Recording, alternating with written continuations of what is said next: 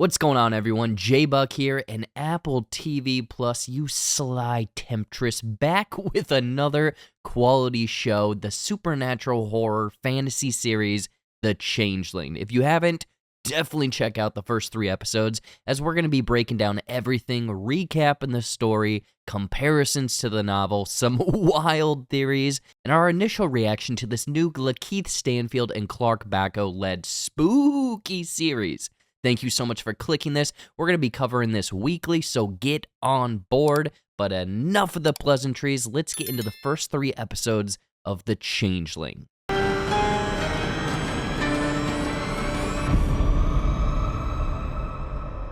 A quick overview of The Changeling essentially sees Apollo, a used book dealer, and Emma, a librarian, meeting, Apollo being smitten for her. Emma eventually falls for him. They have a child, but weird things begin to happen as a side effect of the birth and baby. Again, the briefest overview, along with some great teases at supernatural elements and some sketchy and dramatic backstories for almost every character. But there are a handful of storylines and moments we gotta talk about, because what the heck is going on with Apollo and the lost smoke monster dreams? This is a reoccurring nightmare that he's had since a child that involves a knocking at a door, a creepy man in a mask revealing himself to be Brian, his father, and then breathing out smoke.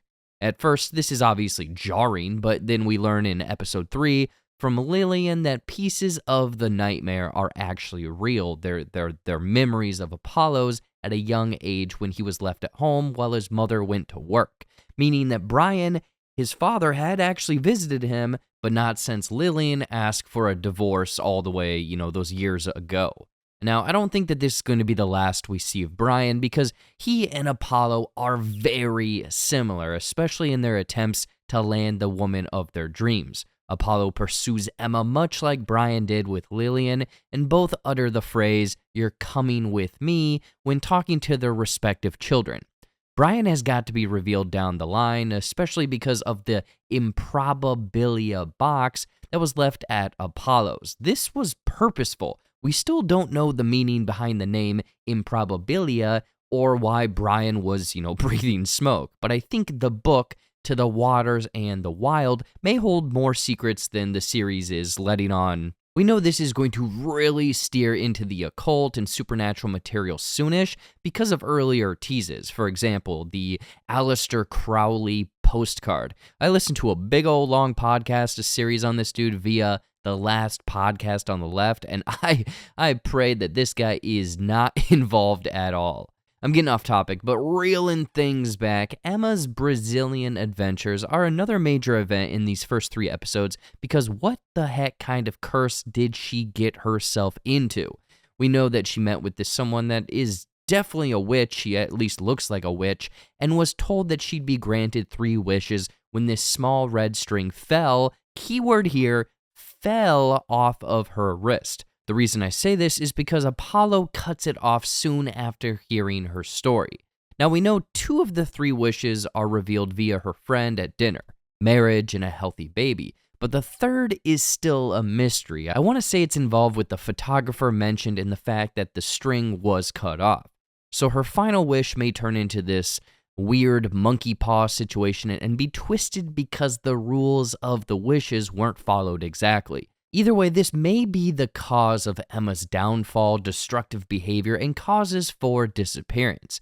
At this point, there are several tentacles potentially connecting this to the witch, string, 3 wishes, postpartum depression, the same sickness her mother suffered from. I mean, that alone has a lot to unpack, a higher supernatural power, or something beyond. I'm gonna dive more into this in the theory section later, but let me know what you think and how all of this is connected in the comments. Obviously, something is off about Emma, but she is damn sure telling the truth about the weird deleting pictures she's receiving. So throughout episodes 2 and 3, there are several moments where Emma receives a fun little picture of Apollo and Brian, but after looking closer, these are candid photos from a completely unknown third party. Sure, we could chalk this up as a result of lack of sleep, baby brain, but the other mother in the survivors meeting in episode 3 claims the same thing is happening to her. almost beat for beat the same. Emma even has a picture or two of herself taken and sent to her. The lead suspect for the stalking pictures has gotta be fairies. Fairy godparents! Again, I'll dive more into this later, but with these seemingly taken from an outside perspective or window, and the last message saying, "got him," this all suspiciously relates back to the passage about fairies and babies in the To the Waters and the Wild book. A baby is a dream made real. But dreams are the fairy's favorite meal. There at the window they watch as it sleeps. Only a small theory that we'll expand on later, but the book Apollo is reading at the airport waiting for Emma is called A Stranger is Watching, which feels like a huge hint at actual fairies being the nefarious forces at play here. William Wheeler is a character I want to keep an eye out for. He seemingly randomly pops up at Apollo's Survivors meeting to buy the To Kill a Mockingbird first edition that Patrice is selling. He could just be a weird guy, but he pursues Apollo out of the meeting, and then the two grab coffee together. Through this conversation, though, a couple of odd things are revealed. Wheeler mentions that he only reads 2 books for pleasure, one being To Kill a Mockingbird, but the other is never mentioned. Part of me thinks that the second book is the same one Apollo grew up reading, To the Waters and the Wild. It would really tie in with some potential supernatural elements and a connection to Apollo. The other thing is Wheeler recording the Survivors meeting. Not a normal thing to do in any sense, but this helps him and Apollo discover the wise ones, aka witches, reveal at the end of episode 3, which we'll get into a little bit more in the theory section later. Just something is off about Wheeler, and I have a gut feeling that he is on the same path as Apollo, but with much more nefarious motivations. Let me know if you have any wild theories or thoughts revolving around William in the comments. Now, I've been listening to the Changeling audiobook alongside this series, and I want to touch on some of the novel to series differences, along with some crazy theories I have baked up.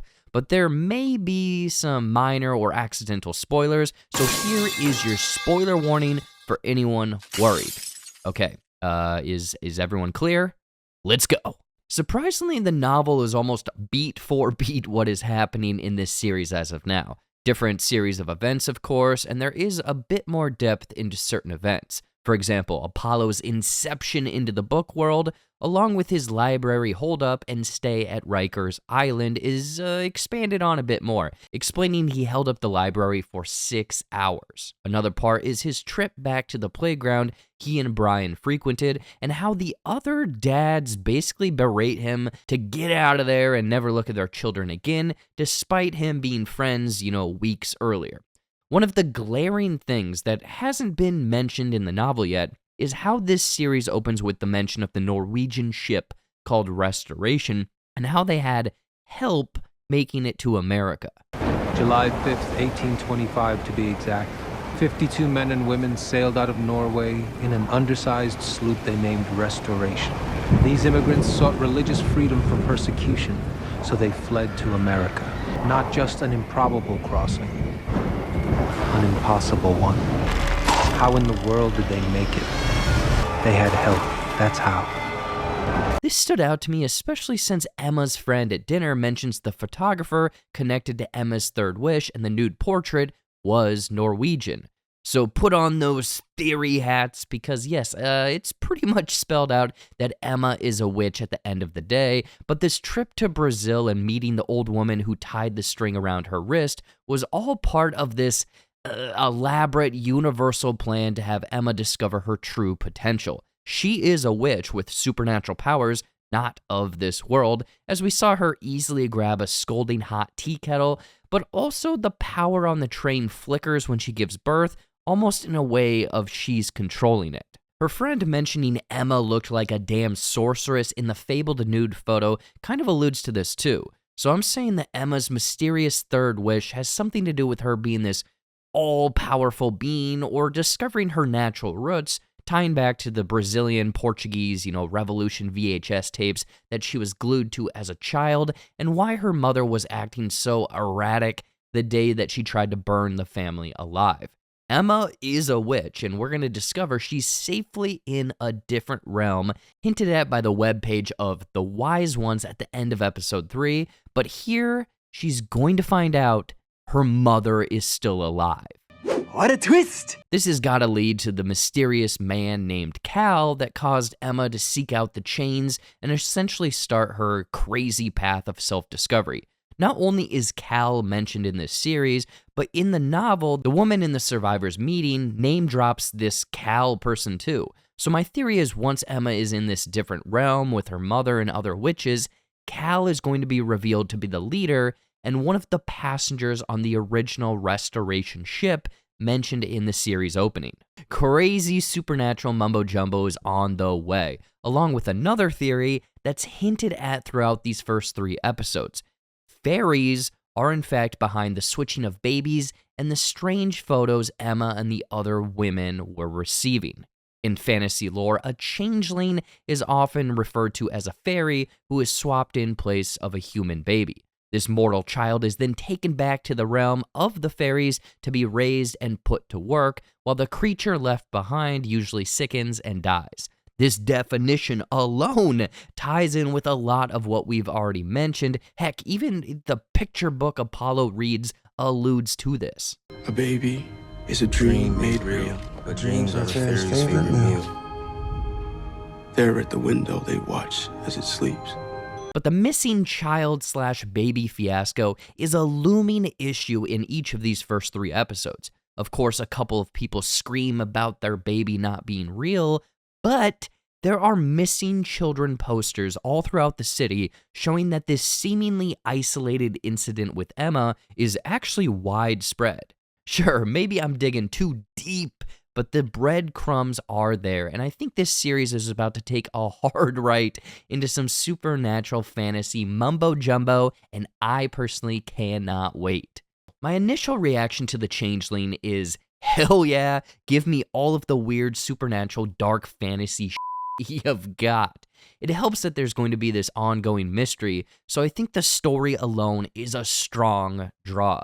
But the performances of literally everyone, shout out to LaKeith Stanfield and Backo, really brings the emotion, tension, and terror into this series. Again, the first 3 episodes are a solid foundation of the world, tone, cinematography, and have laid out a bevy of breadcrumb trails for us to follow. Heck, even side characters like Patrice and his backstory is a well-added addition.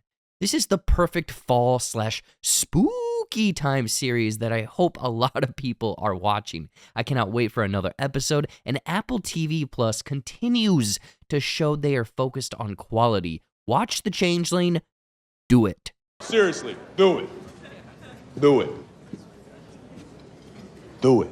Anyway, that is everything for the first 3 episodes of The Changeling. What did you think of this new supernatural thriller Apple TV Plus series? And what sort of theories do you have? And did I miss anything big? Let me know anything and everything in the comments below. Also, giveaway competitions have started up, as we'll be giving away 3 copies, yes, 3 copies of The Flash on the 15th of September, and all you gotta do to get a chance of winning this is like this video, make sure to subscribe with notifications on, and drop a comment below with your thoughts on The Changeling. We picked the comments at random, and the winners of our last giveaway are on screen right now. So if that's you, message me on Twitter, Instagram, or Facebook at my respective handle. And if you haven't, please check out all of my other social media accounts from my Shorts and Clips YouTube channel, TikTok, Instagram, Facebook, everything. Please and thank you. It's my birthday this weekend, so slower on other releases, but we'll definitely be back next week with episode 4 of The Changeling. Stay tuned for that. Otherwise, peace out, my dudes.